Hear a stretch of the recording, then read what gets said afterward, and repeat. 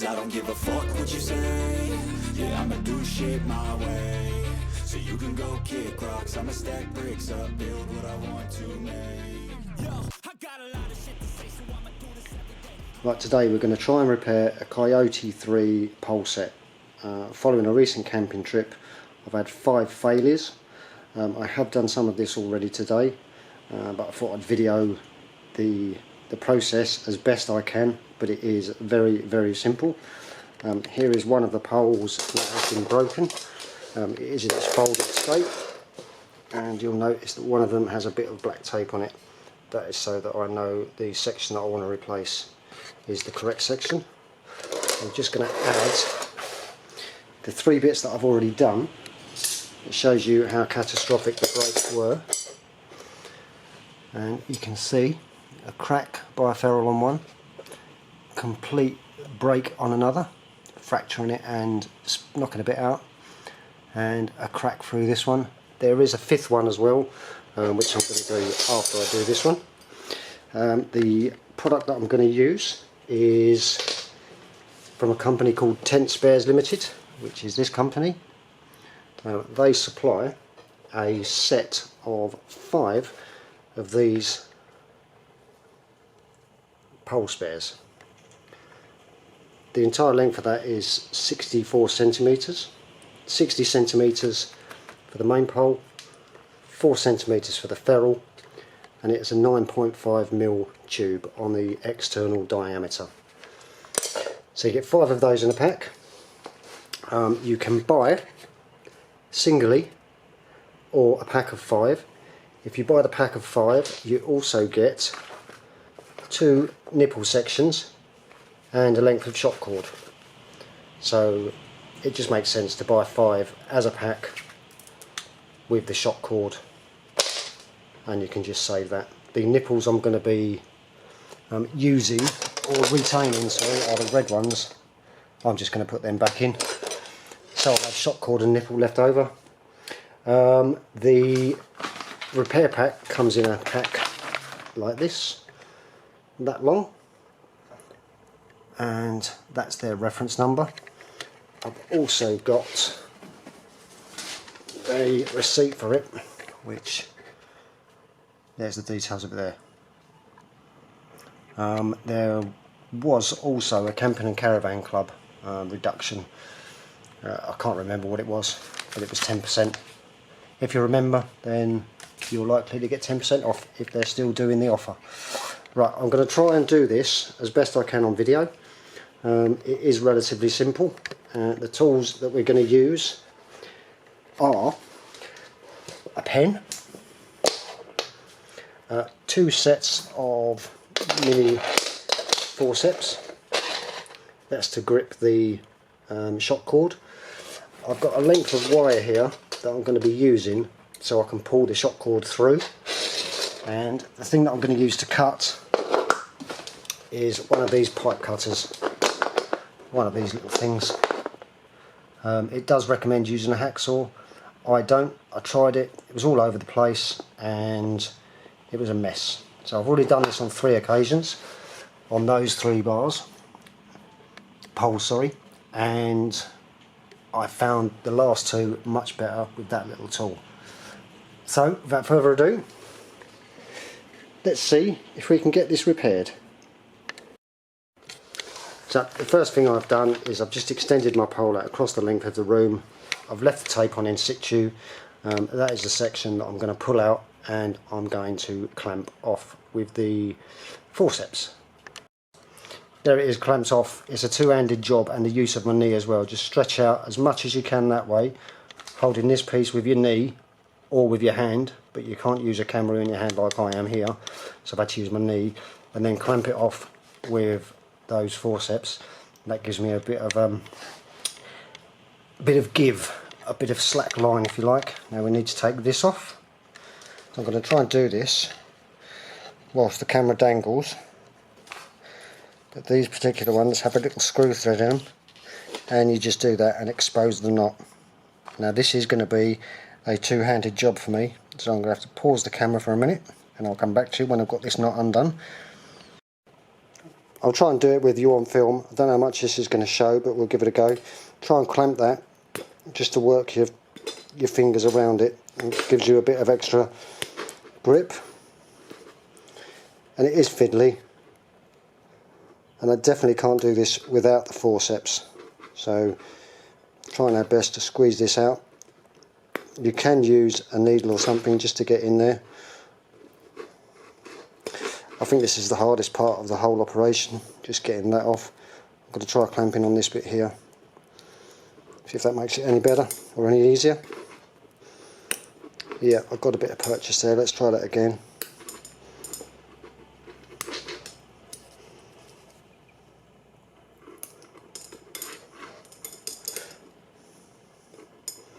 Once we get this undone, it is a relatively straightforward job. There you go.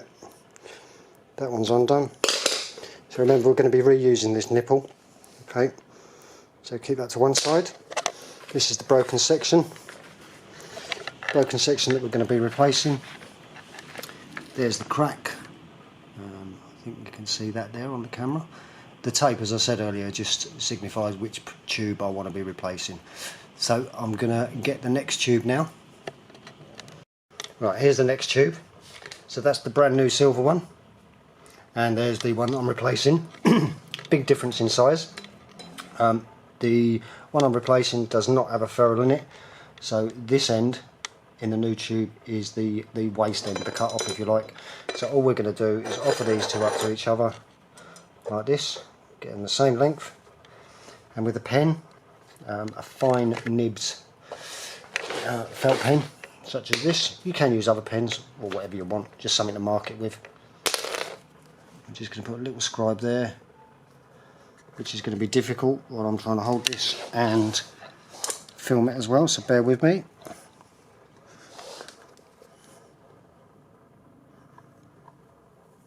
Roughly there. Doesn't have to be a superbly straight line or anything, because we're just doing it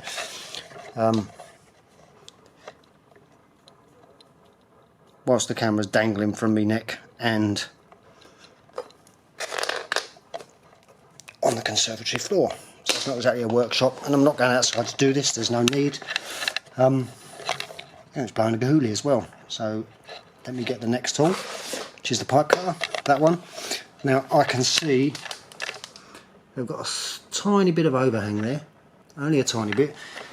As long as I get it somewhere near that line, once it's in this tool, excuse me, once it's in this tool, I'll be happy. I'm probably going to go for the slightly left mark on there. So I'll get it in there and then I will film some more. Right, I've just changed the camera angle on this just so that you can see what I'm going to be doing, and I can use two hands with the camera. Now I've clamped it in the pipe cutter. You'll see that the black line that I marked moments ago is slightly to the right. This is the bit that I'm going to be using. This is the offcut. Now there's a couple of mil difference there maximum. I don't mind about that, because with these tents on the Coyote 3 they are very difficult to get the poles in. It's very tight, so a couple of mil isn't going to hurt, and all we do is simply tighten this a little bit and spin it. Tighten it a bit more and spin it. Tighten it a bit more, excuse me, and spin it.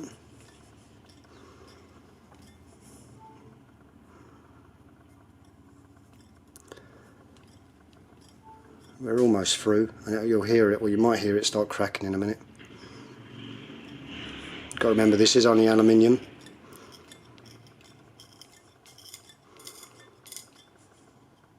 Very soft metal. And there you have it. That's the waste bit, don't need that, put that to one side. Right, so this is the cut end, and there is just a little bit of what they call a burr on it. I'm just going to get a rubbish bit of sandpaper just to knock it off a little and clean it up. There literally is a rubbish bit of sandpaper, and all I'm going to do is that.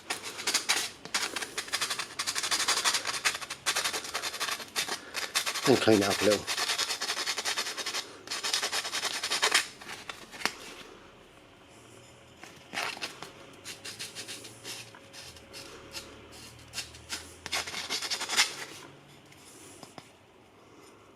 and that's a lot better. A lot cleaner as far as I'm concerned, and that will do me. Right.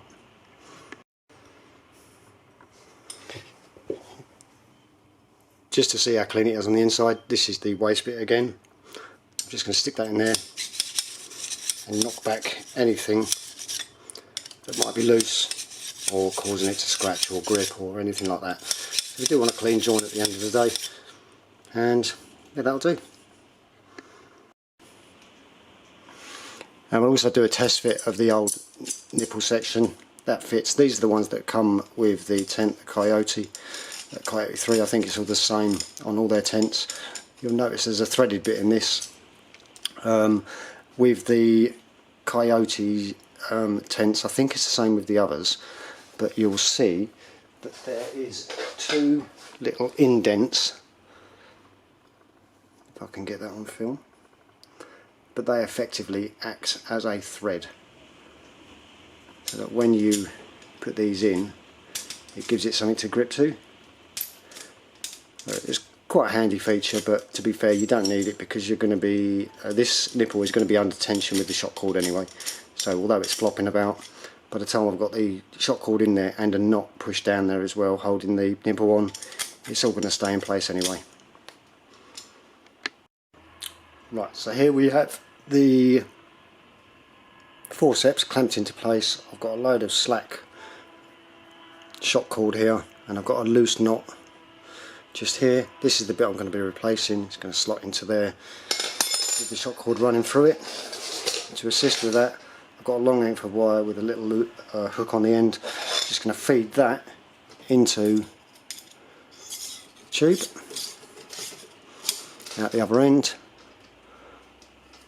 Going to tighten this knot down like that. Very simple.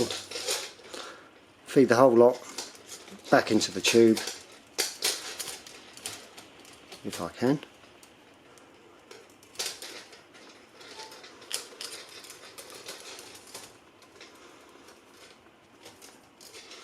Pulling at the other end as well should assist.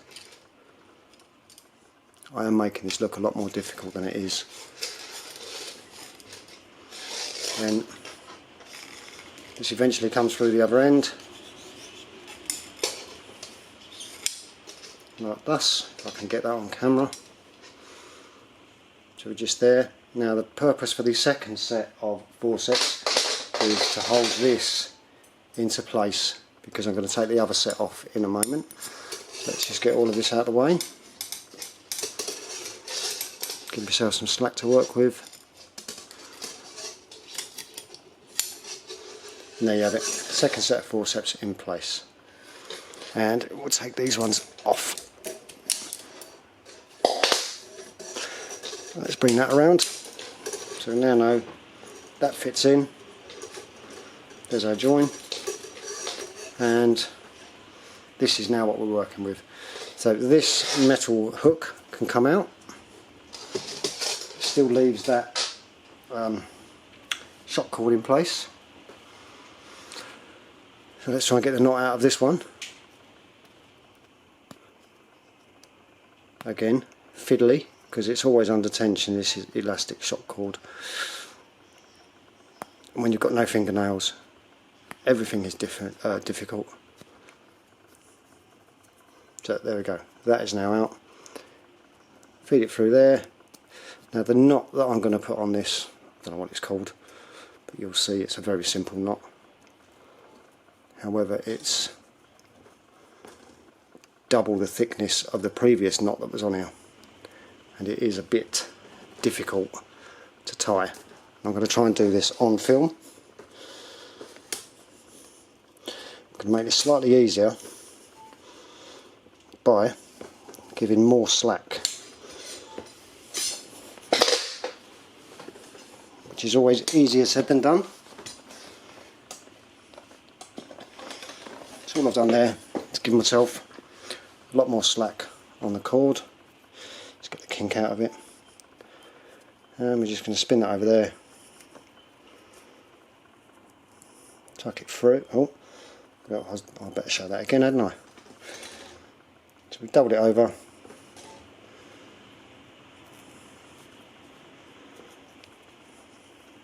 form a loop, put the nipple through both loops,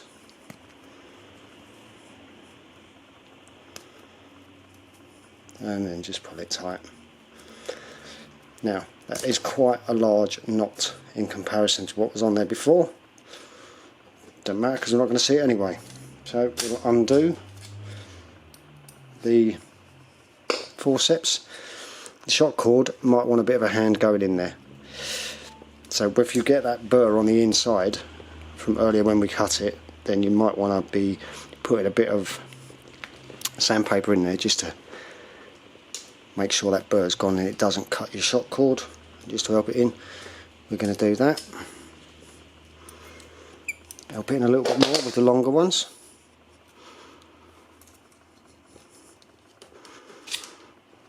And help it in even more. We're going to pull against that, just to pull that in. Just see that go in there? There you go. And there you go. That nipple is in, but it's not fully up yet, so I want to pull some more. There you go, that's now in. And that's the end piece. All done and fixed. And it really is that simple. And here we have 3 fixed poles, 3 mended poles, whatever you want to call it. Obviously there are silver and gold, gold being the original, silver being the replacements. Yeah, I didn't want to wait weeks and weeks for the gold ones. They all come from China anyway, and it just takes weeks to get there. Everywhere in the UK at the time of me making this is out of stock, they just don't exist, and that's taken me a couple of weeks. In fact, it's taken me 6 weeks altogether from the time the damage occurred to now to source replacements. This company, Tent Spares, have them in stock, so just go there first. Simple, saves messing around. £8 for one. These are the offcuts here. Now obviously we've got 5 for the bits that I've taken out and 5 offcuts. I am going to be retaining all of that because you'll see that I've got at least 2 ferrules there on the new ones. Sorry, 1, 2, 3 ferrules. No, 1, 2, 3, 4 ferrules on the new ones and 1 on the old one. So I will have lengths to make spares in the future. So any lengths that you have left, including your damaged ones, they can be reused, I think, and that's what I propose to do. So yeah, that'll do. There's the tools that I used.